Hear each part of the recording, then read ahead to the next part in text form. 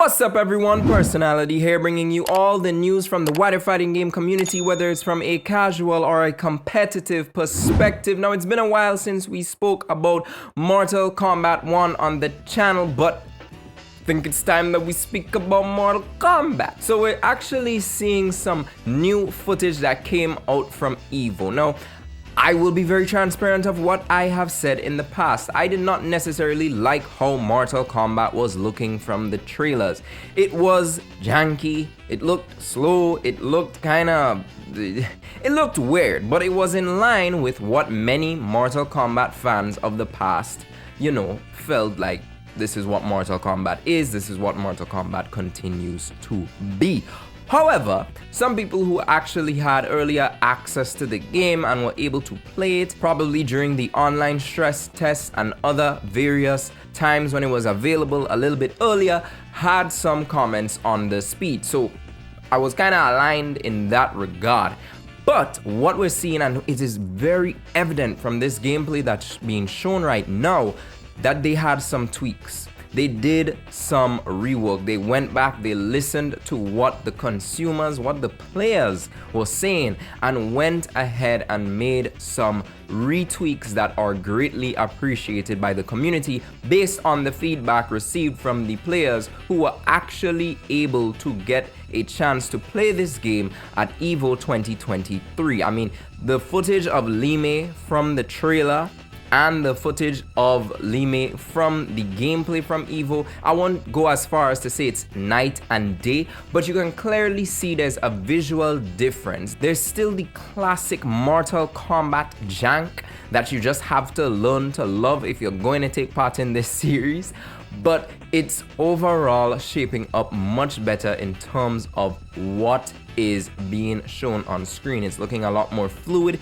It's actually looking like they took some time to listen to this feedback and get right into it in order to appease or in order to please the players, because at the end of the day, I think Mortal Kombat definitely has a much more obvious focus on their player base. I mean, there's even this discussion that's happening on Twitter right now with the whole fact that is Mortal Kombat going to be able to launch itself into the esports category just as how Street Fighter and Tekken have done that? I like this discussion because I think it actually prompts an opportunity for Mortal Kombat to expand bigger than what it already is.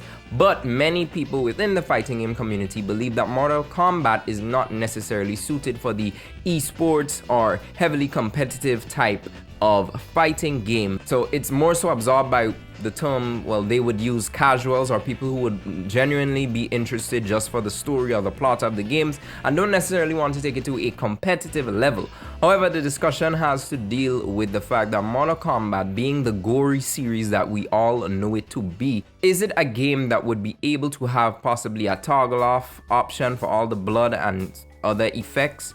Is it a game that is even willing to look at expanding into this? I don't think that is NRS's first focus. I think they're trying to make a game that would suit its player base first and foremost, and Mortal Kombat is huge. This is not a low tier fighting game series that's produced by a indie company that's struggling. No, this is a huge series, and first things first, they have a player base that they must suit their product towards. Now, of course, with all the news about Mortal Kombat, for those of us who have, and by those of us, I don't actually include me, but I just say us because I haven't pre-ordered Mortal Kombat, but this weekend the beta is here, and this beta is launching for the people who pre-ordered the game.